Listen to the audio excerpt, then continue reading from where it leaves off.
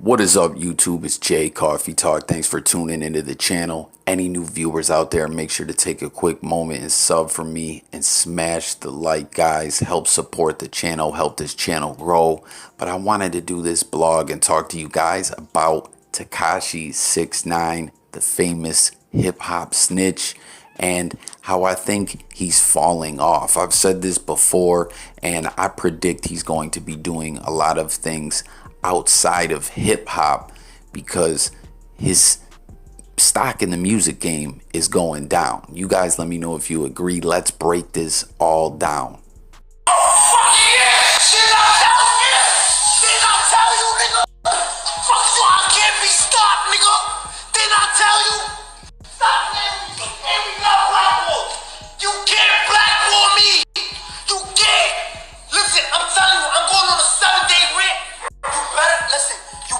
Follow me because I'm going on a 7-day rant. Now, if you guys don't recognize that audio, that is from just a week ago, you know, when 6ix9ine was celebrating, popping champagne, talking big shit when the new charts came out, because him and Nicki got #1, you know, for their collab, Trolls. And, you know, he was talking about he can't be blackballed, he can't be stopped. Basically, he's the truth, you know, in his own mind, in his own opinion. I mean, you guys get in the comments and let me know your thoughts. As always, I want to hear what you got to say. But 6ix9ine was really turned up off this, you know. Now, as you may know, the charts, you know, are the way they're calculated, and the formula is a lot different nowadays than, you know, my era where I came up in and we had to go out and buy music. You can still do that, but obviously everyone knows that's not really how music, you know, it's mostly streamed. You know, physical copies are sold, but the numbers are way down. And with that, you know, with this new formula, this new age of music, there's often a lot of deception, a lot of smoke and mirrors, a lot of cheat codes, a lot of funny business, you know what I mean, when it comes to the charts, when it comes to people wanting that image of having that #1 spot. Actually went #1, even though, I mean, myself and probably a lot of other people would argue that this is sort of a duplicitous meaning of the term #1, since I'm pretty sure that the only reason why it's #1 is just because the Barbs were willing to buy as many merch combos as possible. Well, they spent money to purchase 14 million YouTube views. Imagine how much that would cost. Imagine the amount of money it would take to boost a video by 14 million views. Like 100, 200, $500,000, like maybe even $1 million. If you really think about it. You know, and the whole thing of, you know, bundling merch or, you know, live concert sales into an album and somehow manipulating the number that way, I don't know. It just seems like it totally defeats the purpose of having a #1 song, right? So, I mean, you heard it, man. That was Vlad and Adam22 chopping it up on a recent No Jumper interview. And as a side note, go check that video out, that podcast episode, man. They covered a lot on there. Like, they were talking some shit. I know a lot of people feel a certain way about Vlad and Adam. But, man, they were talking about some shit on that episode. Touched on so much. But getting back to this with 6ix9ine, #1, Trolls. You see it's a week later, right? You heard what they had to say. They used cheat codes, essentially. They bundled in the merch, right? The Barbs, we know Nicki's fans, they spend money, they buy all that merch, and they bundled it in, got the numbers up that way. And then when it came to the streams, as far as YouTube, they paid for it. You heard Vlad, how much would that really cost to get those numbers up like that, you know? And then now this week, let me know if you guys think this is a L for 6ix9ine. Billboard is reporting that this is like the biggest drop off for a #1 in history of the charts. Drop from #1 all the way down to 34. Sales down 92%. Streams down 62%.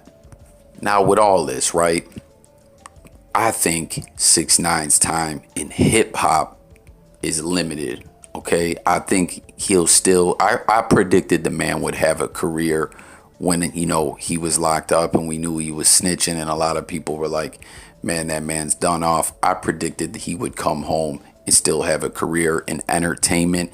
And I think that's what we're going to start seeing, is 6ix9ine doing a lot more things outside of hip hop. We see he's doing Twitch streaming, you know what I mean? And I predict we're going to see a lot more of other stuff like that, because as far as making money in hip hop, I don't think it can last. I don't think it's sustainable for 6ix9ine. Because when you break it all down and you look at it, right? When he came home, the first live he did with Gooba, everyone was going to turn into that stream. Even a lot of people that disliked Tekashi 6ix9ine, because they wanted to see what he was talking about, how he was going to try to flip the script, what his, you know, what was going to be his strategy, what was he going to say, you know? And we saw those numbers were crazy, right? But Gooba couldn't hit #1 on the charts. You know, then now we see this, like I said, this gets #1 and then has a record drop off the next week to the 34 spot with numbers crazy down. And to me, you attribute that #1 essentially to Nicki Minaj and the Barbs, and some clever marketing by the label, you know, with the different campaign they ran promoting the song and the merch deals and the paid for streams and all that. You know, I'm not giving 6ix9ine a W for that at all. I mean, essentially, I guess it's good for his image that he had that #1, but pretty much the Barbs and cheat codes and Nicki is what got that #1. And now we see where we're at here now with 6ix9ine. You know what I mean? Now 6ix9ine has been talking a lot of shit. You know, he's been trolling, trying to do his old tricks, dissing a lot of people, you know, calling people washed up. The only reason your album did good is because Drake hopped on Life is Good and keep it a stack. I know the numbers. I'm never going to shy away from the truth. Listen, if I fell off, I say I fell off. Well, 6ix9ine, when it comes to rap, you may have started to fall off. This may be it, man. You may want to face the truth. And like I said, I feel like 6ix9ine, you know, getting into the Twitch platform and other things like that. And you see him really rocking with academics pretty tight lately. I mean, they've always been BFFs, but doing streams together and things like that. He's trying to open them doors because, you know, it seems as far as the music, it's declining, it's decreasing. And to be honest, man, from day one, any artist in the rap game, yeah, there's people with longevity, Jay-Z, someone out of the more newer generation, Drake, you know, artists like that. But there's a lot of artists that come and go or fall off, you know, have a big album and fall off. It's nothing is ever for certain. You know what I mean? Just because you can get money and be on top at one point doesn't mean it's going to last, especially in this internet era. So all that said, what do you guys think about everything I touched on this video with 6ix9ine? You know, when he came home, everyone wanted to see what was up. Everyone was curious. That's kind of faded away, and it is what it is. So get in the comments. J Coffee Talk. Make sure to sub, hit the bell, guys. A lot of different videos on this channel. Music, news, sports, all kinds of stuff. So make sure to subscribe, hit the bell. I'm out of here, you guys. Peace.